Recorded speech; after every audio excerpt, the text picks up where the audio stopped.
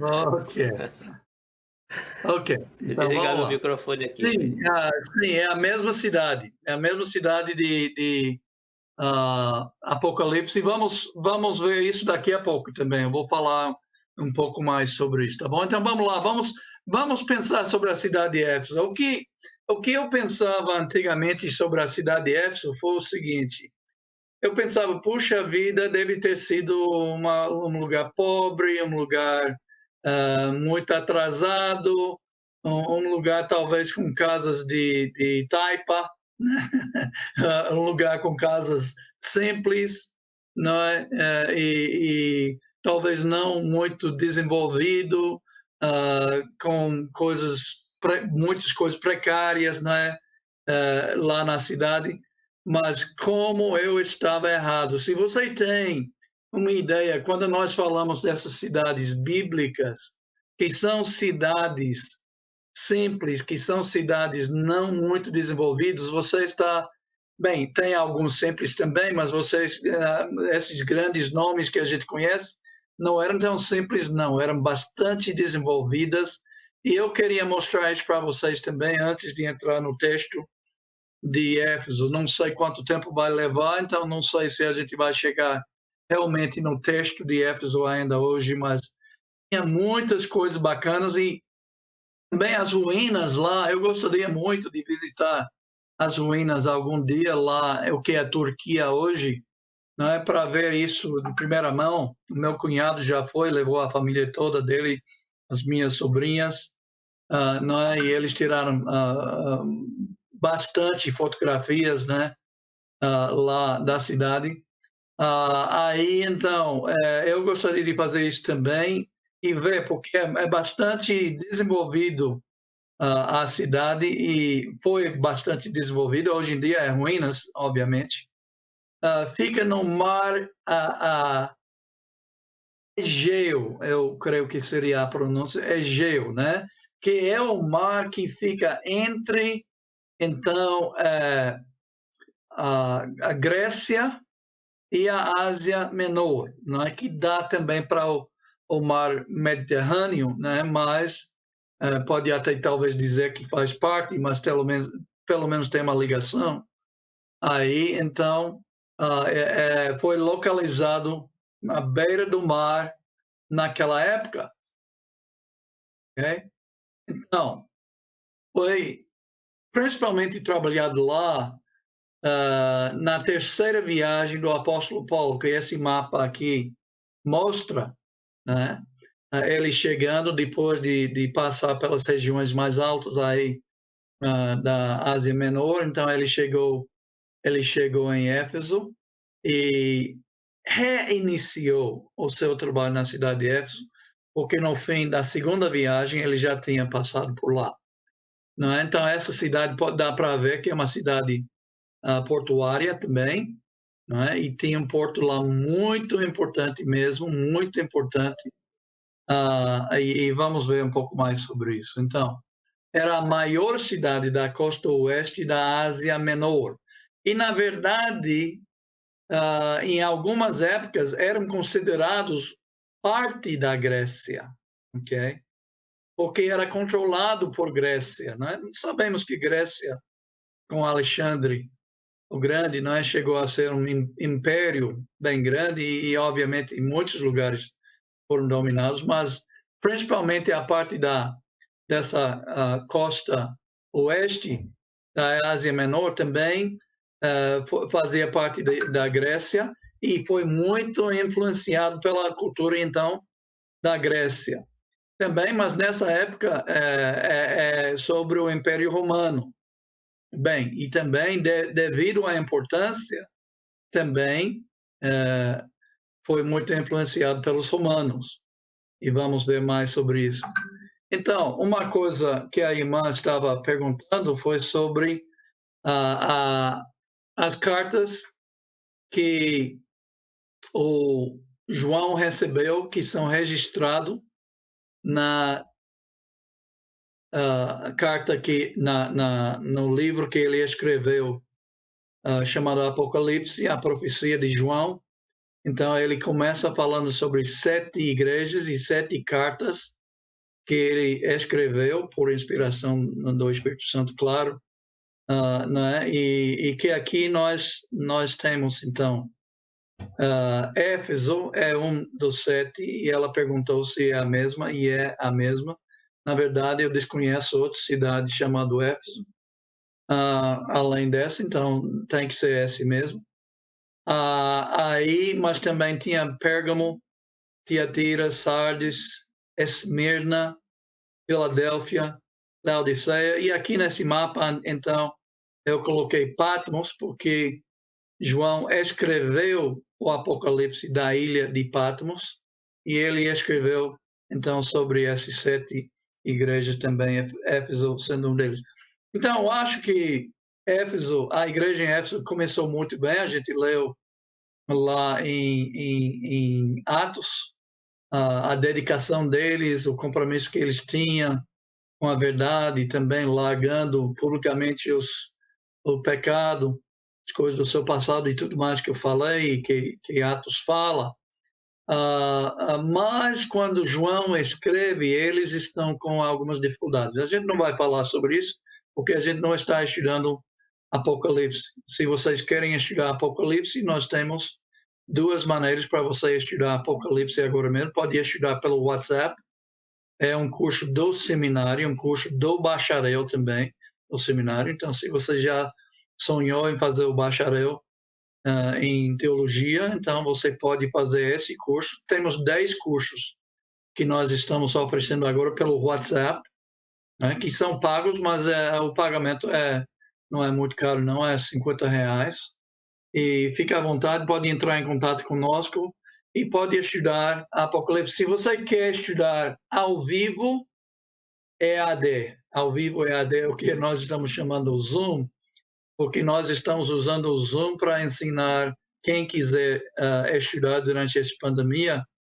Aí, então, mas é ao vivo, não é por gravações como o WhatsApp, é por gravações que você vai escutando e provas e tudo mais para fazer as aulas.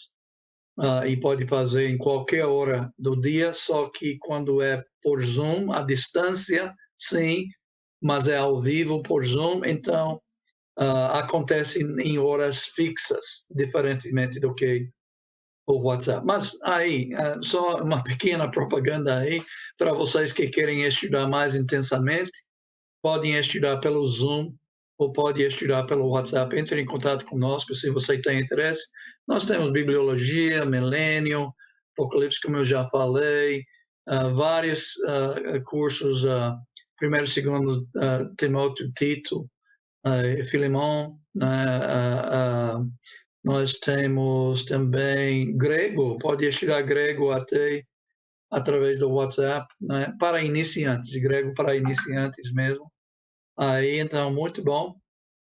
Mas vamos continuar aqui. Então, sim, Éfeso era uma das 7 igrejas da Ásia Menor, que João também incluiu na sua profecia. Aqui até Éfeso, a primeira mencionaram em 2 e 1 até 7, e Esmirna, a segunda em 8 até 12, Pérgamo, né, em 12 até 17, Tiatira, em 2, 18 a 29, depois vamos para capítulo 3 com Sardes, depois para Filadélfia em 3 e 7 até 13, e finalmente Laodiceia.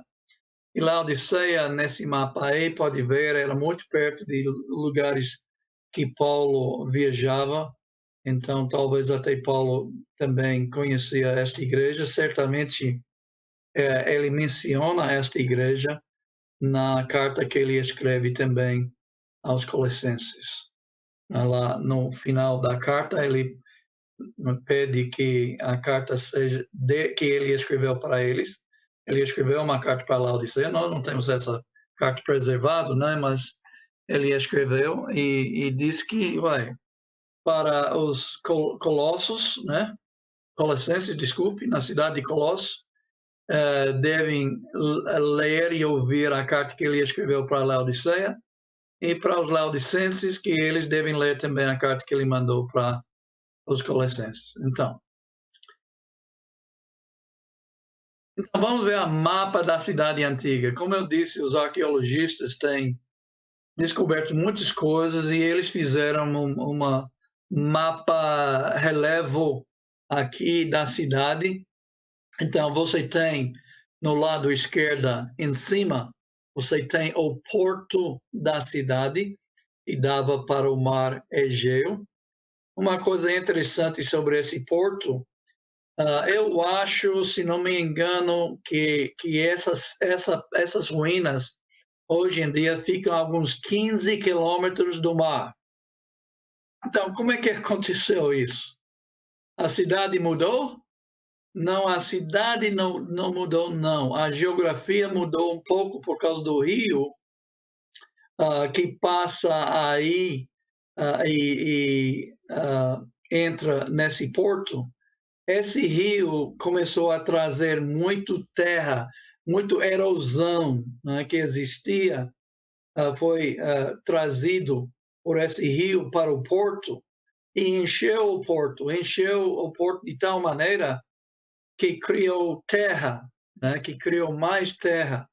Isso acontece nos grandes rios, o rio Amazonas, o rio Mississippi, o rio Nilo, né? Até os pequenos rios também, mas os rios menores como esse aqui, mas vai ao longo do tempo ela vai enchendo e depositando terras trazidas de outros lugares pela erosão e sendo depositado lá. Então, até os portos, geralmente os portos em todo lugar no mundo tem que ter as dragagens, não é para ficar limpando e limpando e limpando, senão eles acabam enchendo com terra, né, e não sendo mais útil.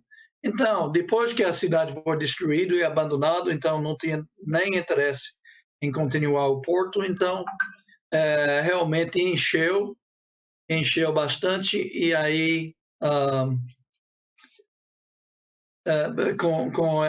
com isso, então, ao longo dos séculos, lembra, estamos falando de séculos aqui, então ficou muito longe da praia e, obviamente, não tem mais porto lá.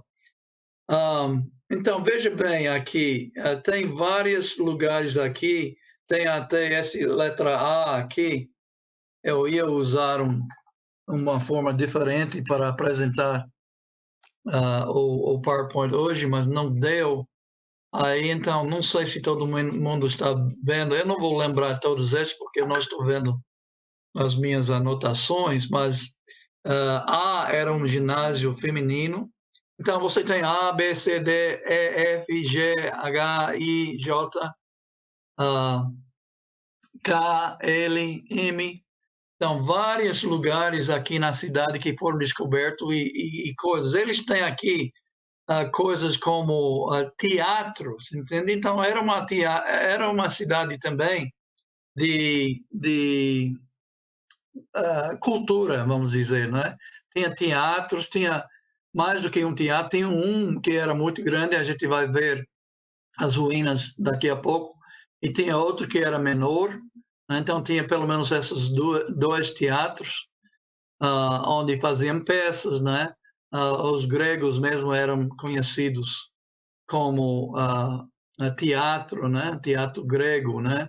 Era muito conhecido naquela época e ainda hoje. Aí então tinha um lugar chamado Ágora, ok? Ágora era um lugar que era livre, aberto, e era um lugar como que foi usado para reuniões até administrativas da cidade, quando queria falar com o povo, chamava para a Ágora, escrito como agora, mas com acento no A, então Ágora. Aí, então, mas era mais conhecido como um lugar de feiras livres, ok? A Sulanca daquela época, né?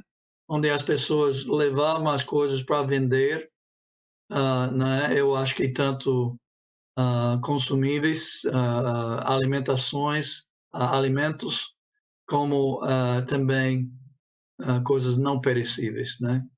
Aí então tinha um mais alto, que deve ser nesse lugar por aí, onde tem B e C, e tinha também um na parte mais baixa. Então, essas linhas aí indica que está subindo, não é? Subindo bem no meio, então, naquelas linhas é o lugar mais alto, e lá no porto, obviamente, seria o lugar mais baixo, no nível, perto do nível do mar, então. Né? Também, deixe-me falar de uma coisa muito importante aqui, que era o templo de Ártemis, ou Diana, né? E ela ficava fora da cidade realmente, num lugar muito alto, e infelizmente não existe mais hoje nem as ruínas existem. Eles descobriram, vamos dizer, a base, mas ninguém sabe exatamente. Bem, baseado na base que eles descobriram, então eles têm criado algumas artes para mostrar como pode ter sido o templo de Diana na cidade de Éfeso. Uma coisa, com certeza, esse templo era uma das 7 maravilhas do mundo antigo, né? Aí, então, vamos agora para outra coisa aqui. Aqui é a Ágora. Então, essa é uma fotografia moderna, então, das ruínas, e esse lugar muito aberto aí, onde eles ou reuniam, às vezes, para uma reunião administrativa da cidade, ou, quer dizer, o governo da cidade, ou a política da cidade reunia as pessoas, os cidadãos da cidade, ou em outros dias, então seria uma feira livre para pessoas chegar e vender as suas coisas. Até eu não sei se vocês já têm ouvido falar do problema psicológico que é chamado, bem, também eu não sei a pronúncia bem, mas agorafobia. Agorafobia, eu creio que seria a pronúncia. Vem dessa palavra aqui em grego, né? E são pessoas, fobia, vocês sabem que fala de uma pessoa que tem medo de alguma coisa. E aí, então, a agorafobia seria medo de lugares públicos, medo de multidões de pessoas, de pessoas juntando em multidões, e ter medo de lugares públicos. Então, a pessoa acaba ficando muito em casa e sem sair de casa. Aí, então, mas vem dessa ideia. Então, esse é um lugar público. Um lugar público, ágora. Que é um pouco mais sobre a palavra, então. Portal da cidade aqui, bem elaborado, veja. Entende? Então, eles cuidavam da cidade, eles tinham interesse na cidade ser bem visto e bonito. Ok? Então, vamos falar um pouco da cultura da cidade, então. Esse é o grande teatro que eu já tinha falado, e ela está em direção, no sentido para o porto. Pelo menos as pessoas sentadas eu não sei se eles chamavam de arquibancadas, né? Mas nesses lugares sentados aí, então eles podiam ver o porto lá na distância. E lá em cima daqueles pilares, então tinha um palco, e a encenação dos teatros então acontecia lá em cima daquele palco. Não era pequeno, não. Maior do que muitos estádios de futebol aqui no Brasil. Esse teatro cabia uns 24.000 pessoas sentadas. Já pensou? E esse é só um dos teatros, né? Tinha outro menor que eu acho que cabia uns 1.500 pessoas, que já é um número grande, né? Para um teatro.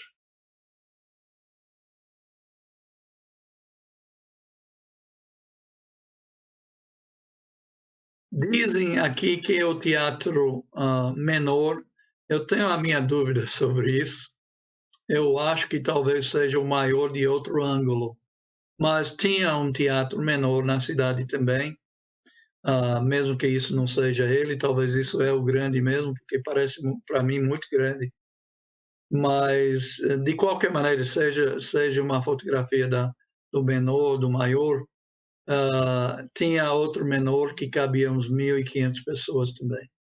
Então, veja a cultura. Eles tinham uma cultura bem desenvolvida, era a cultura grega, principalmente, não é? Obviamente, tinha outras influências também, que a gente vai falar sobre essas outras influências, mas principalmente Grécia, porque até fazia parte da Grécia, principalmente a parte ao longo da costa de Ásia Menor, fazia parte da Grécia.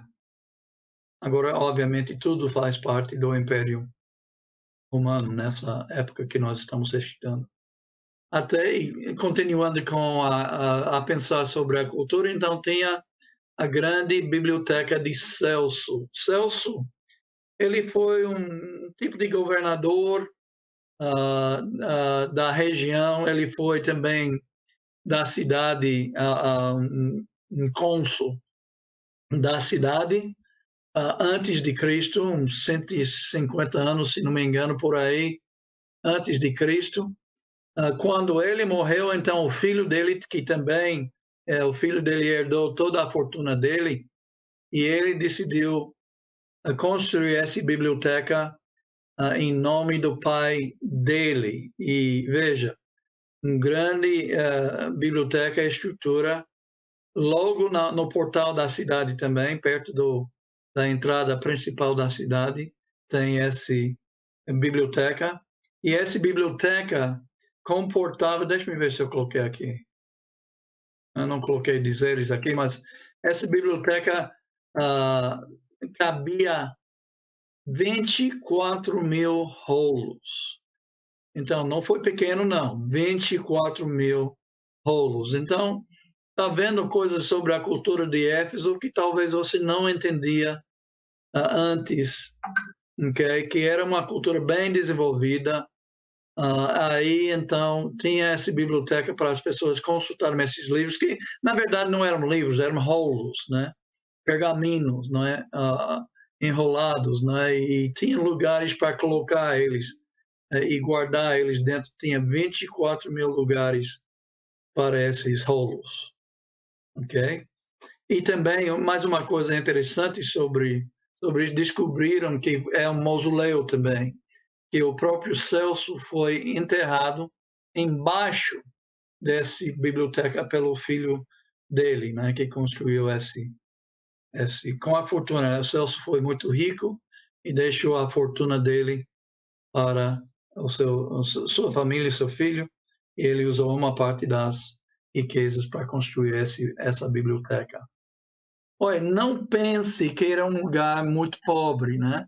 Eu creio que tinha pobres, sim, mas também tinha pessoas ricas e pessoas da classe média. Essa é uma das casas. Tem uma ladeira lá que foi descoberta as fundações de várias casas desta natureza. E como casas naquela época, não é? Eles tinham uma praça central e a casa foi construída ao redor dessa parte central aí que deixava a luz do dia entrar na casa. Então, eu diria casas modernas, casas que talvez você não imaginava que ia ter numa cidade dessa, mas que realmente eram bastante desenvolvidas. Casas que às vezes até tinha água dentro da casa. Agora, não era água encanada, né? Mas água através de cavações, através de o que chama, valas, talvez, cavados para levar água até eles. Vamos ver mais sobre isso depois.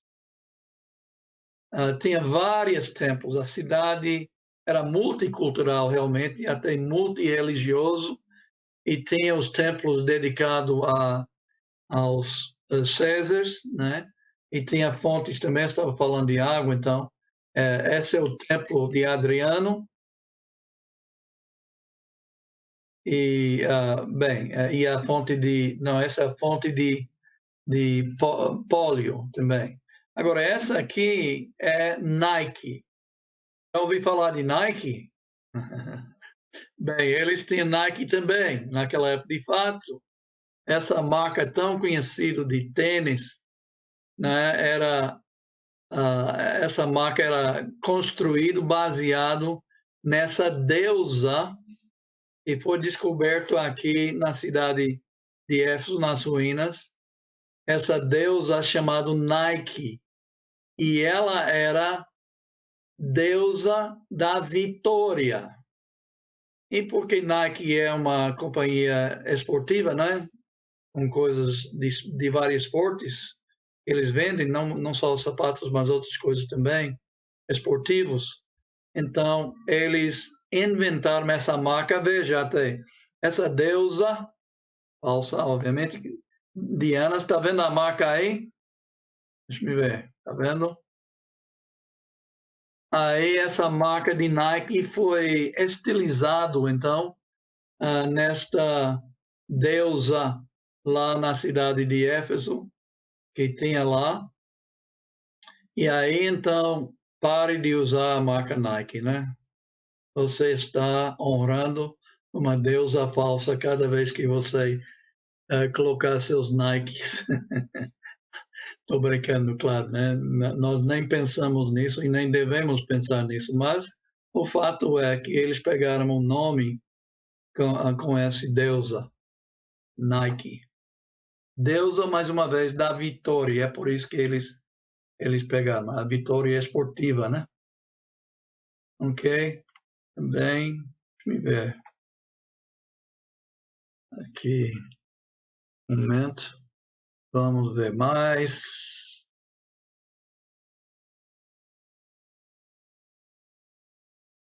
Ok, mais 20 minutos. As ruas foram bem sinalizadas também, né? Muito bem sinalizado. Infelizmente tinha esse sinal. Nas ruas, as ruas foram calçadas, muitas das ruas foram calçadas com mármore. Já pensou? Então o governo cuidava da sua cidade. Eles investiam nas ruas e eles calçaram as ruas com mármore. E aí, nesse caso, é uma placa de mármore com uma gravura. É um pé de alguém e também uma mulher. Uma mulher. E sabe o que eles faziam? Então, na religião deles, eles achavam que a prostituição era alguma coisa permitida para honrar os deuses. Então, nos templos havia sacerdotisas que eram nada mais, nada menos do que prostitutas.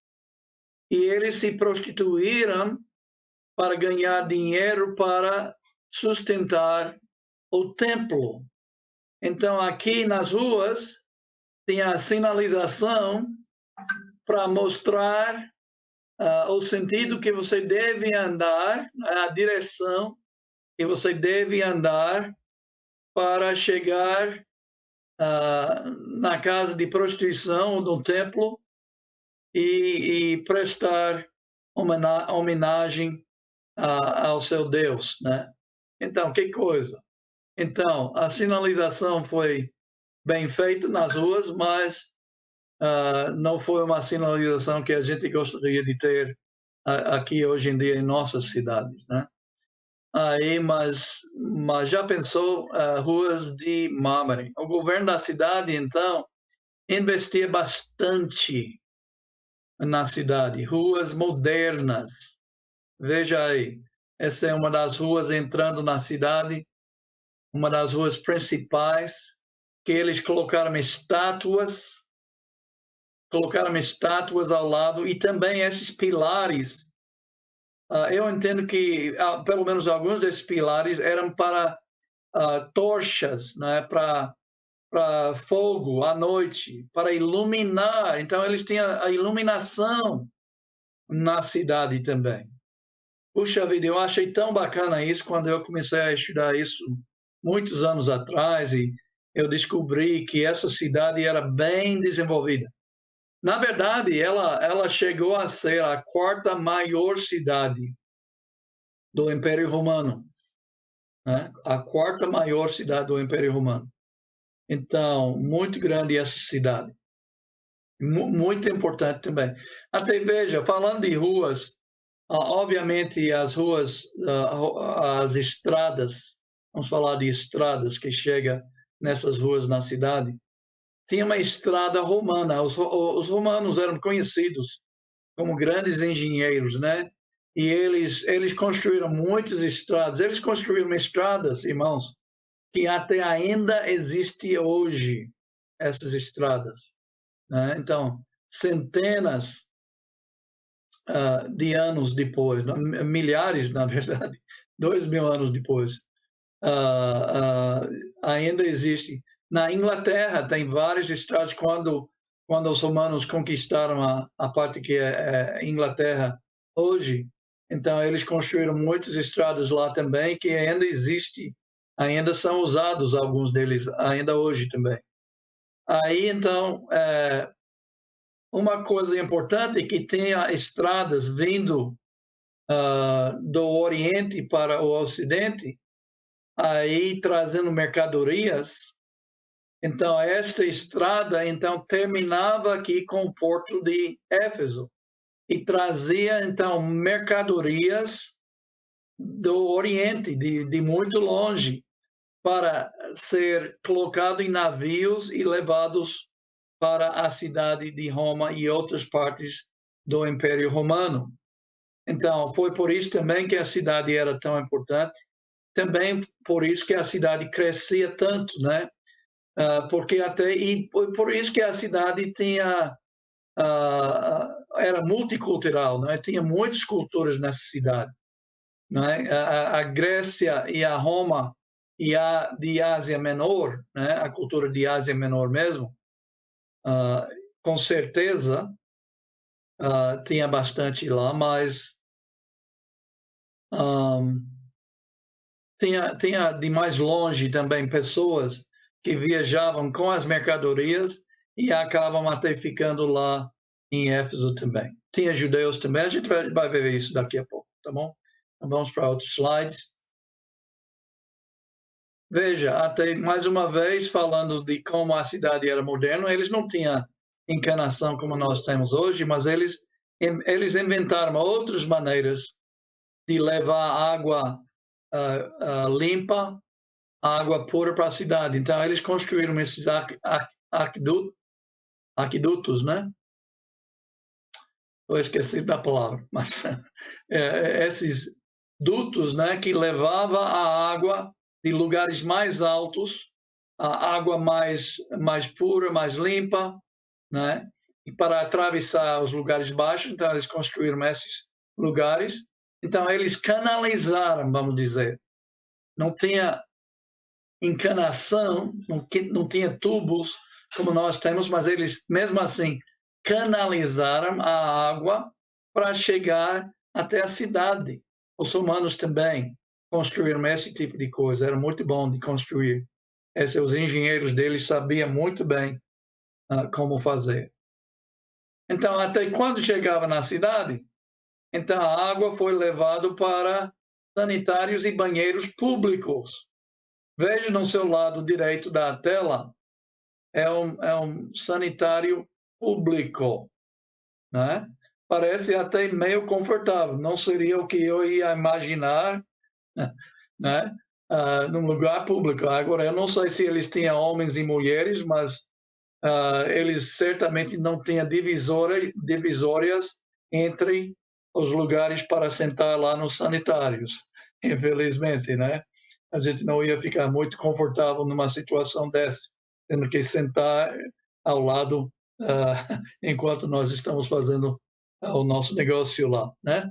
E também tinha banheiros públicos também essa água que foi levada. Até voltando para os sanitários lá, dizem que foi canalizado água embaixo de cada um desses aquedutos. Obrigado. Eu vi aqui na mensagem, aqui, aqueduto. Então, foi canalizado água também embaixo desses sanitários para levar o refúgio, né, para outros lugares, para ser depositado em outros lugares. Então, tinha água correndo lá o tempo todo. E tinha água correndo para esses banhos no lado esquerdo. Então, tinha vários banhos aí e foram descobertos também nas ruínas que recebiam essas águas. Ok? Então, eu pensei durante algum tempo que era outro portão da cidade, mas estava errado.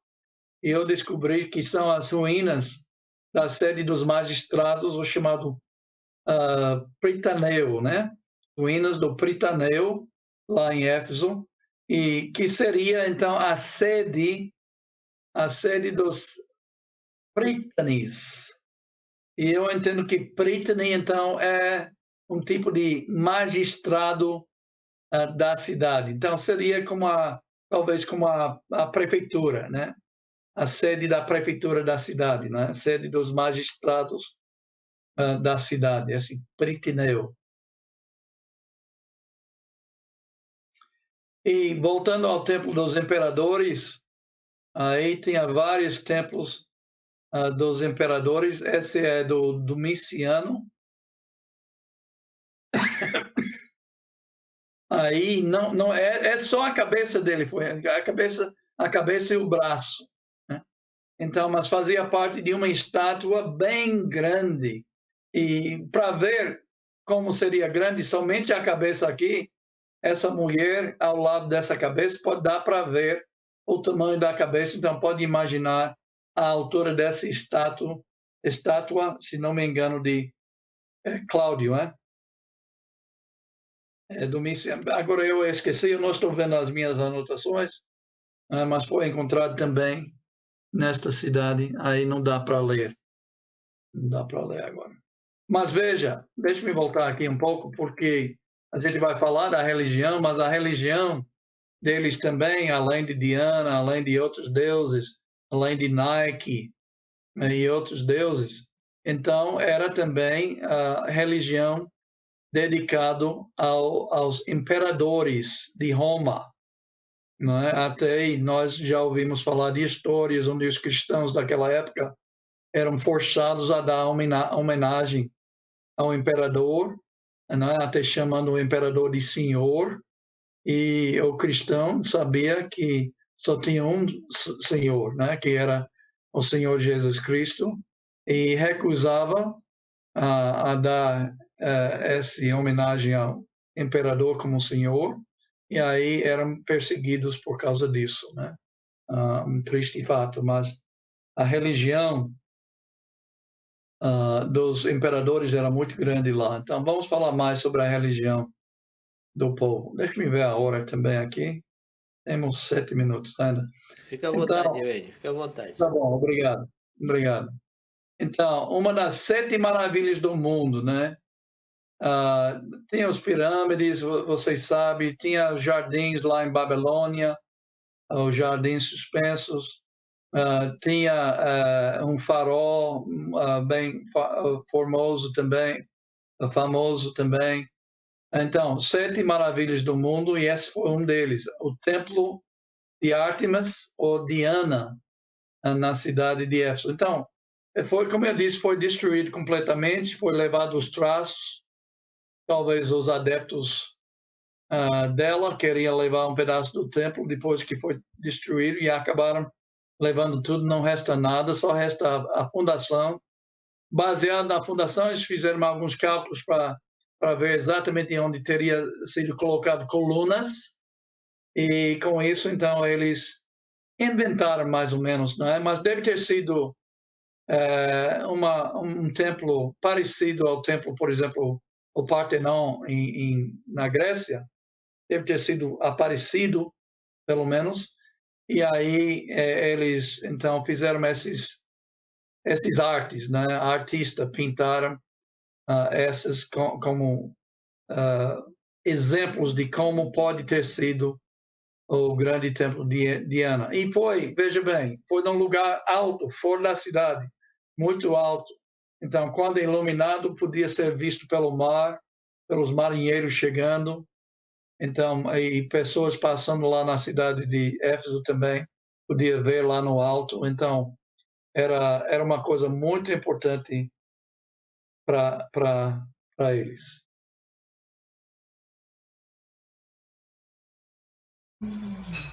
Essa é Ártemis. Ártemis é o nome dela dos gregos, e quando nós falamos Diana, é o nome dado à mesma deusa, né, dos romanos. Mesmo deusa, só com dois nomes, um nome grego e um nome dos romanos, né? Então, e veja os seios dela aí. Então, ela tinha todos esses seios porque ela era uma deusa de fertilidade, e foi feito assim.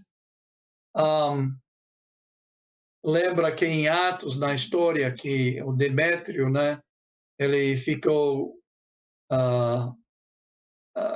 com raiva porque estava perdendo comércio dos nichos de Diana que eles faziam. Esses ourives faziam de prata, se não me engano, foi de prata, e aí vendia aí para as pessoas provavelmente terem em casa um lugar para colocar talvez até uma estátua da deusa também em casa. Como falei, o culto a César, muito comum como parte da religião. E vamos terminar aqui com essa aqui, falando do apóstolo Paulo entrando nessa cidade. O apóstolo Paulo foi muito adequado para trabalhar nessa cidade.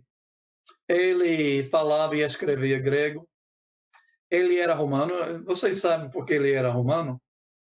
O apóstolo Paulo era romano porque ele nasceu na cidade de Tarso, que foi uma cidade livre romana.